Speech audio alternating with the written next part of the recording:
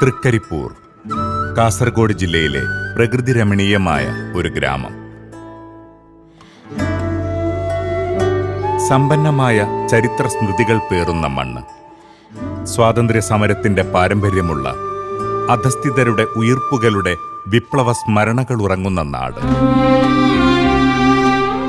കലയും സംസ്കാരവും തഴച്ചു വളർന്ന മനുഷ്യ സൗഹാർദ്ദത്തിന്റെ മഹിതഗാഥകൾ കൊണ്ട് ചരിത്രത്തിൽ തല ഉയർത്തി നിൽക്കുന്ന ദേശം.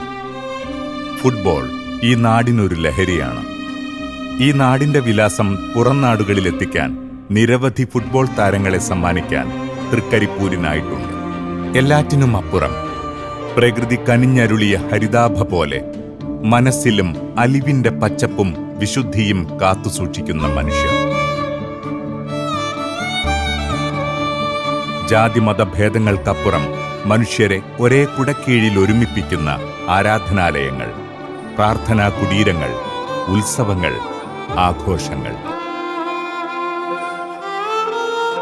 അയൽവാസിയുടെ വിശപ്പറിയുന്ന, അപരന്റെ വേദനയറിയുന്ന, ഹൃദയത്തിൽ നന്മയും നിലാവുമുള്ള ഒരു കൂട്ടം മനുഷ്യരുടെ പേരിൽ കേരളത്തിന്റെ സ്നേഹ സാന്ത്വന പരിചരണ മേഖലയിൽ തന്നെ സവിശേഷമായി തങ്ങളുടെ ഇടം അടയാളപ്പെടുത്തിയിട്ടുണ്ട് തൃക്കരിപ്പൂർ എന്ന നാട്.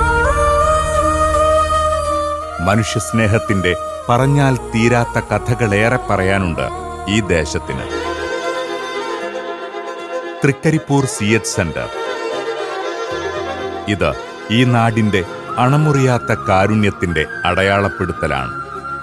CH സെന്ററിൽ പ്രവർത്തിക്കുന്ന പൂക്കോയത്തങ്ങൾ ഹോസ്പീസ് സാന്ത്വന സ്പർശനത്തിന്റെ മറ്റൊരു വിളംബരമാണ്.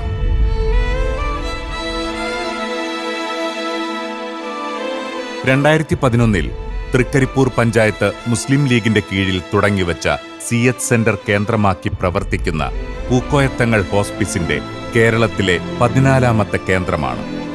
2011 ആരംഭിച്ച തൃക്കരിപ്പൂർ CH സെന്റർ ജീവകാരുണ്യ സാന്ത്വന ചികിത്സാ മേഖലയിൽ പുതുചരിത്രം കുറിക്കുകയായിരുന്നു.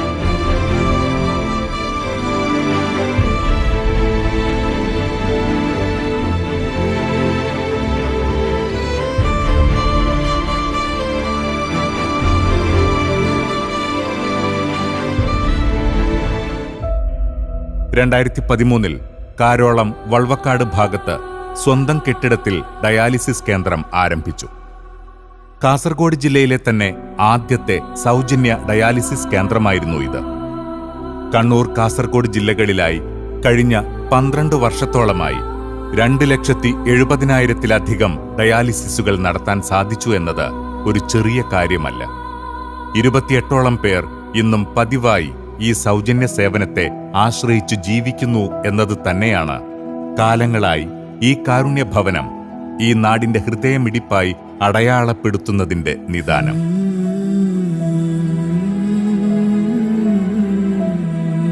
ജീവകാരുണ്യ പ്രവർത്തന വഴിയിൽ കേരളത്തിന് തന്നെ മാതൃകയാണ് കാരുണ്യ വഴിയിലെ പൂക്കോയത്തങ്ങൾ ഹോസ്പിസ് തൃക്കരിപ്പൂരിന്റെ സഞ്ചാരപഥങ്ങൾ.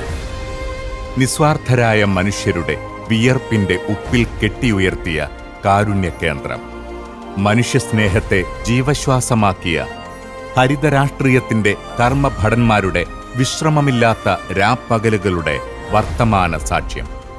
ഈ നാടെന്നും കക്ഷിരാഷ്ട്രീയ ജാതിമത വർഗ വർണ്ണഭേദമന്യേ അവരുടെ അഭിമാന കേന്ദ്രമായി ചേർത്ത് പിടിച്ചിട്ടുണ്ട് ഈ കരുണയുടെ തണലിടത്തെ.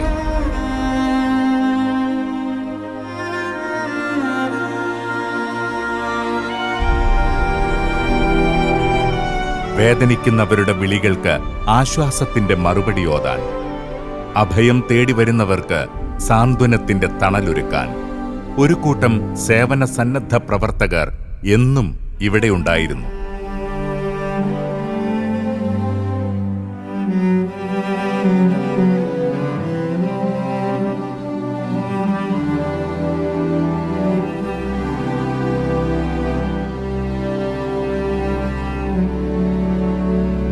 രോഗദുരിതങ്ങളിൽ ഉഴറി ജീവിത പെരുവഴിയിൽ തളർന്നിരുന്നവരെ ചേർത്ത് പിടിച്ച് അന്നമൂട്ടി ചികിത്സാ സഹായമൊരുക്കി അവർക്ക് താങ്ങും തണലുമായി നിന്നു ഈ കാരുണ്യത്തിന്റെ കാവൽ മാലാഖമാർ.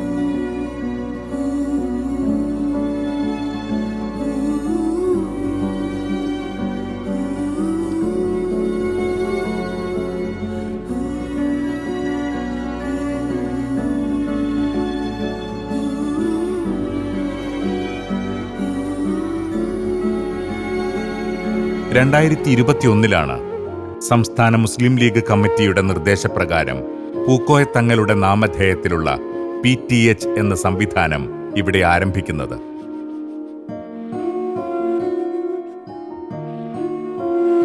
ഒരു തറവാട് ഒരു നാടിന്റെ തന്നെ കരുണയുടെയും സ്നേഹപാരസ്പര്യത്തിന്റെയും മേൽവിലാസം തന്നെയായി മാറുന്നത് ഇങ്ങനെയാണ്.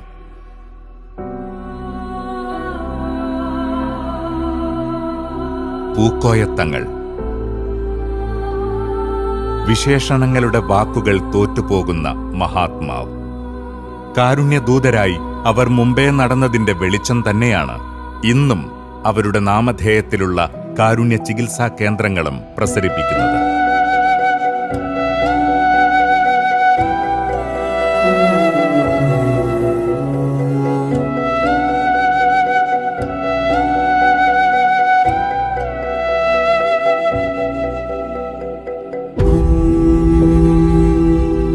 സേവന വഴിയിൽ ആത്മാർത്ഥമായി ഇടപെട്ട മാനേജ്മെന്റ്, ഒന്നിടറാതെ കിതയ്ക്കാതെ മുന്നോട്ട് കുതിക്കാൻ പിന്തുണ നൽകിയ നാട്ടുകാർ, പ്രവാസികൾ, വിശ്രമമില്ലാതെ ഗ്രാമവും നഗരവും താണ്ടി അലഞ്ഞു വിയർത്ത നിസ്വാർത്ഥരായ പാലിയേറ്റീവ് സംഘം, സമാന മനസ്കരായ സുമനസ്സുകൾ.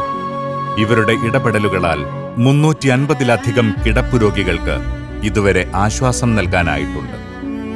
ക്യാൻസർ, നട്ടെല്ലിന്റെ ക്ഷതം, ഹൃദയ, ശ്വാസകോശ, കിഡ്നി, കരൾ രോഗങ്ങൾ, പ്രായാധിക്യം മൂലമുണ്ടാവുന്ന ബുദ്ധിമുട്ടുകൾ, പക്ഷാഘാതം, നാഡീസംബന്ധമായ രോഗങ്ങൾ, മാനസിക രോഗങ്ങൾ, ജീവിതശൈലീ രോഗങ്ങൾ കൊണ്ട് വലയുന്നവർ, ആശുപത്രികളിൽ നിന്നും മറ്റൊന്നും ചെയ്യാനില്ലെന്ന് പറഞ്ഞ് മടക്കി അയച്ചവർ, നിർധനരായ, ആലംബഹീനരായ ഈ മനുഷ്യരെയാണ് പൂക്കോയത്തങ്ങൾ ഹോസ്പിസ് ഏറ്റെടുത്തത്.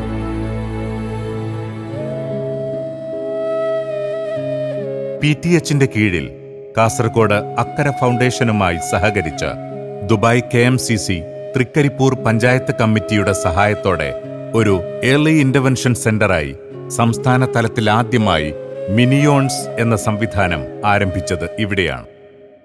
തൃക്കരിപ്പൂർ ഗ്രാമപഞ്ചായത്തിൽ മാത്രം 7 വയസ്സിന് താഴെയുള്ള 250 ഭിന്നശേഷിക്കാരായ കുട്ടികളുണ്ടെന്ന ഒരു പഠന റിപ്പോർട്ടിൽ നിന്നാണ് മിനിയോൺസ് എന്ന ആശയത്തിലേക്ക് തൃക്കരിപ്പൂർ പൂക്കോയത്തങ്ങൾ ഹോസ്പിസ് നടന്നു തുടങ്ങുന്നത്.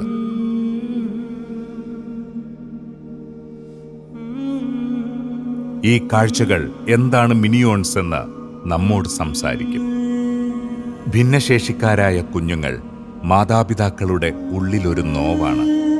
അവരുടെ അതിജീവനം എപ്പോഴും രക്ഷിതാക്കൾക്ക് ഒരു വെല്ലുവിളിയാണ്.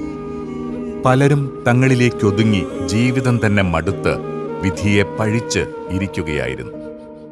അവരുടെ മുന്നിലാണ് പൂക്കോയത്തങ്ങൾ ഹോസ്പിസ് പുതുപ്രതീക്ഷകളുടെ വെളിച്ചത്തിന്റെ ജാലകം തുറക്കുന്നത്. സ്വകാര്യ സ്ഥാപനങ്ങൾ വൻ തുകകൾ ഈടാക്കി നൽകുന്ന ചികിത്സകളും പരിചരണങ്ങളുമാണ് മിനിയോൺസ് സൗജന്യമായി കുട്ടികൾക്ക് നൽകുന്നത്. മിനിയോൺസിന്റെ പ്രവർത്തനങ്ങൾ തുടങ്ങി കേവലം 1 വർഷം പിന്നിട്ടപ്പോൾ തന്നെ ലോകത്തോട് പങ്കുവയ്ക്കുവാൻ നേട്ടങ്ങളേറെയാണ്.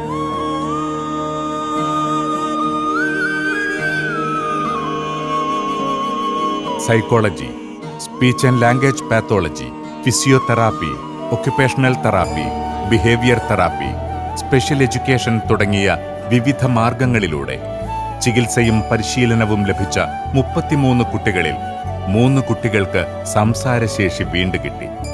4ഓളം കുട്ടികൾ നടക്കാൻ തുടങ്ങി. പുതുജീവിതത്തിലേക്ക് ആത്മവിശ്വാസത്തോടെ ചുവടുവെച്ച ഇതുപോലെയുള്ള ഈ കുരുന്നുകൾ തന്നെയാണ് തൃക്കരിപ്പൂർ പൂക്കോയത്തങ്ങൾ ഹോസ്പിസ് ഈ നാടിനു വേണ്ടി എങ്ങനെ നിലകൊണ്ടു എന്നതിന്റെ ജീവിക്കുന്ന സാക്ഷ്യങ്ങൾ.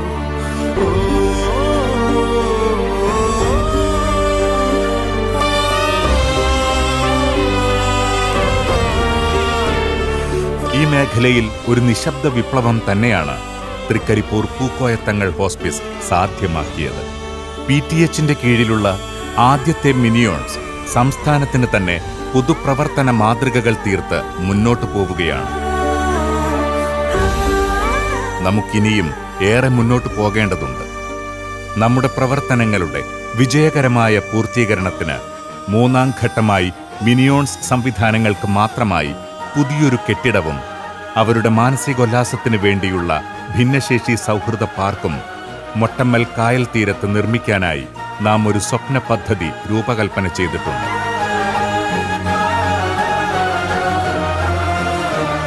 ലക്ഷ്യം അത്ര ചെറുതല്ല എന്നറിയാം.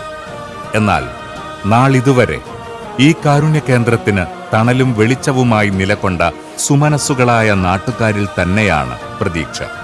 ഈ തണൽ മരം വീണുപോകരുതെന്ന് ഈ നാട് ആഗ്രഹിക്കുന്നുണ്ട്.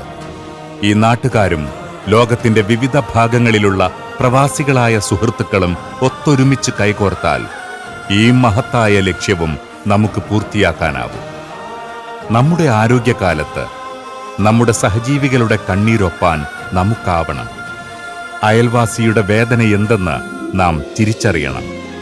കരയുന്ന ഓരോ ജീവനും നമ്മുടെ കൂടപ്പിറപ്പുകളാണെന്ന ബോധ്യത്തിലേക്ക് നാം വളരണം. അതിനാൽ ഈ മഹത്തായ ലക്ഷ്യത്തിലേക്കുള്ള യാത്രയിൽ നിങ്ങളും കൂടെയുണ്ടാവണം. കാരുണ്യം നാം അപരന് നൽകുന്ന ഔദാര്യമല്ല, അത് നമ്മുടെ കർത്തവ്യമാണ്.